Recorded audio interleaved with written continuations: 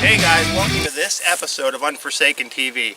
Today we're after coons again, and the reason why it's called the Valley of Death is, I'll tell you, I was starting to run low on my good coon spots early on, and I needed to do an adjustment, and I thought of the spot that I've trapped coons before.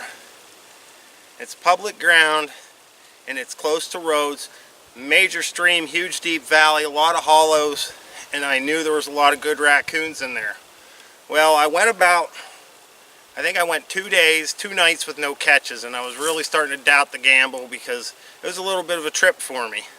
But on night 3, things caught fire for me pretty quickly. Here, take a look at some of the videos. I've been really struggling the last few days getting raccoons, so I went and I set along this creek bottom here, and I have a thumper of a boar. This here is one big mean dude. We're gonna get him dispatched and continue on. But yeah, he's a beautiful raccoon. He is big. Fur is excellent on him. And he's not happy that he's in the old trap. Got him with some 3C DP bait from Coon Juice and some cherry bomb. And he fell for it. This trap was tripped 3 straight days in a row, and I wasn't sure if it was deer or what was going on here. I have a feeling we found out who it was this time. Nice coon. Well, we have the big boar over yonder that I just had on film. There he is. And right here we got another guy. He's another nice one. So we're going to get both of these taken care of. We got a nice double here. Things are going good.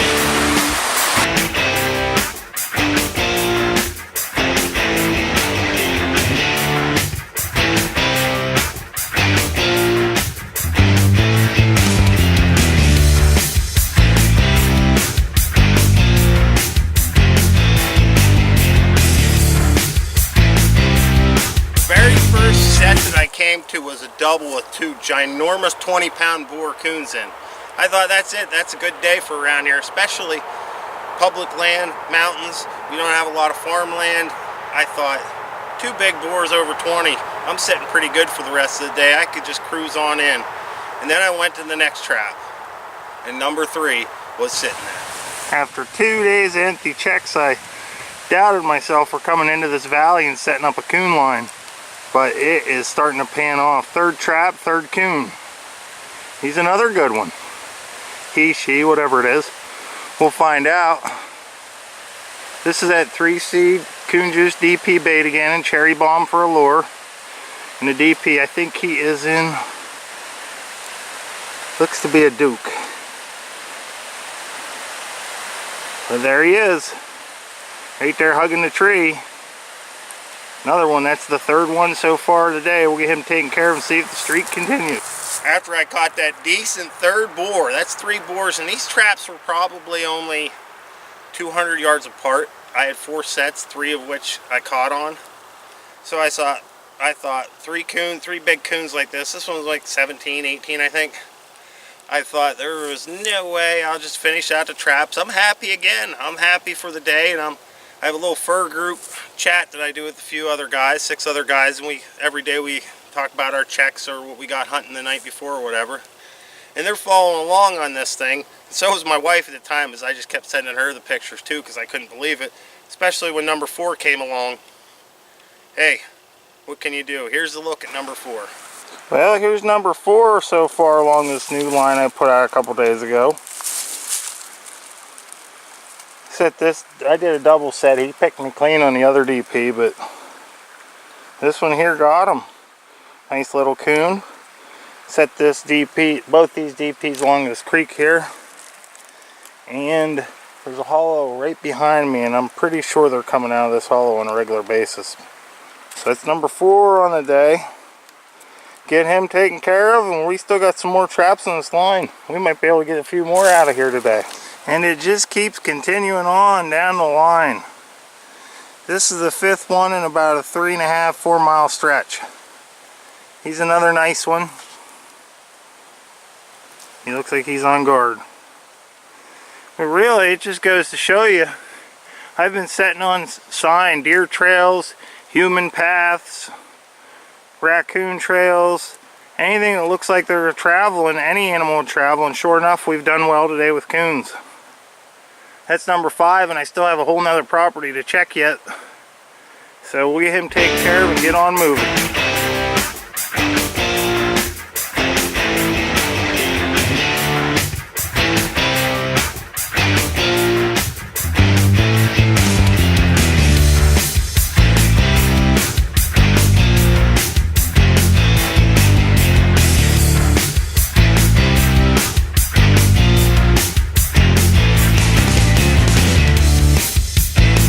At this point, people who are following along with me are getting pretty excited. I realize it ain't numbers like you get in Iowa, Wisconsin, Missouri, Ohio, Midwest trapping, of course. But for around here, it was a pretty big deal, I thought anyways. I was happy with it. So happens that this very property that I'm filming on right now, I ended up catching the 5th coon, which you've seen in the previous episode actually. So thinking outside the box kind of paid off for me on that day. I ended up running that line a little bit longer, and I believe it was the night that the day that I pulled the traps, I ended up having this guy. Well, we just keep on rolling along. That's number 6 of the day. Little coon here. Still have a couple more traps left, so we might be able to add to the total. We will see. So I ended up pulling 5 decent sized 16 plus pound, couple over 20 boars out of a 3-mile stretch along a stream in a valley. That was unreal. What I was doing is I was setting at the head of, or at the base of every hollow, the mouth of every hollow that come down into that stream, I'd set DPs. I'd set DPs at every pull off I could think of. Any place where it looked like there could be any possible critter activity. And sure enough, it paid off. I was glad I did, and I enjoyed trapping the Valley of Death.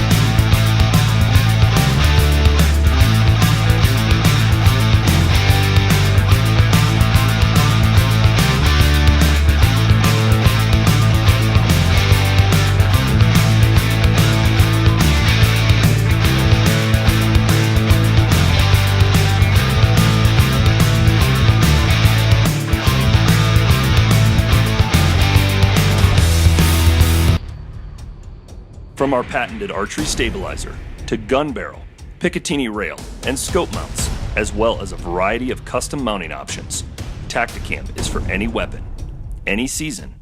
Tacticam, share your hunt. Hey guys, I'm going to talk about the new lure I have out this year that's really caused quite a good stir here in the canine field. It's the Coon Juice Gray Juice. You know, up north, Oren's been having a great year with it. I caught a gray fox out of this probably the first night I think it was the first or second night that set was out. Tons and tons and tons of trail cam videos on test sites. But what we're going to do now is we're going to show you one of the test sites, the 4 coyote. You might have seen it earlier in the summer.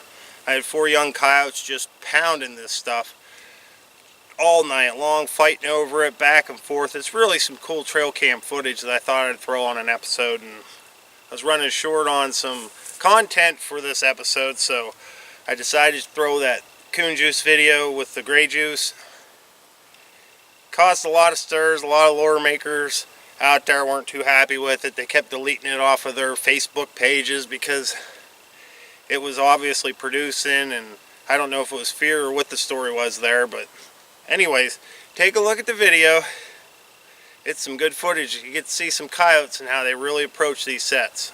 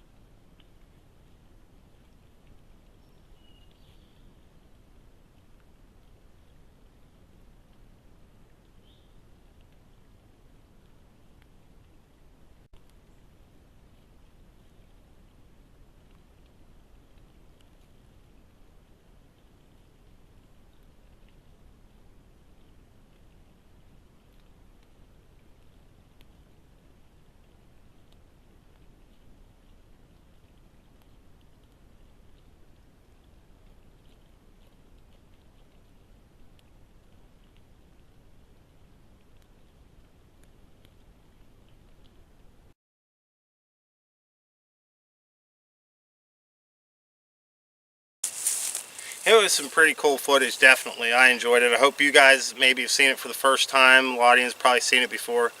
I aired my original YouTube video post of it with a little disclaimer at the beginning because that's basically what happened. And then I got a few YouTube attacks from some, I'd like to call them internet pros, if you would, saying, oh, they're young dogs, that's the only reason they're going for that. I don't care if they're young or 81 and riding around in a hover round. If they're coyotes, I want them. It doesn't matter how old they are to me. Anyways, it turned out that guy had an in with another lure maker, and it was a setup attack. Anyway, and I had to end up blocking that guy from my YouTube account. But anybody will do anything, it seems, just to be part of a staff of something. You see that a lot in both predator hunting and trapping. There's guys right now trying to win contests by having their buddies kill a bunch of raccoons and then saying they're killing them just to get the numbers up so they can win, what, a couple calls or something. Bragging rights, more or less, they're trying to get on staff with certain companies, and nobody really wants to put in the footwork that needs to be done, the on-the-ground work, try to earn themselves a name. It's more or less just trying to take the easy way. We've run into it a bunch of times in this industry. There's always guys that are coming out with newfangled shooting systems or whatever to try to get their name out there, get involved with these big companies, and then eventually they get exposed to be frauds or really not exactly what they lived up to be, which happens quite a bit. And there's guys that they can do fine, but then they like to swell things up and make it look like they're getting astronomical, unbelievable numbers, especially when the people around them know better than hunt and trap these woods. Anyways, that's my 2 cents. Hope you enjoyed this episode. We'll be back again with another one soon.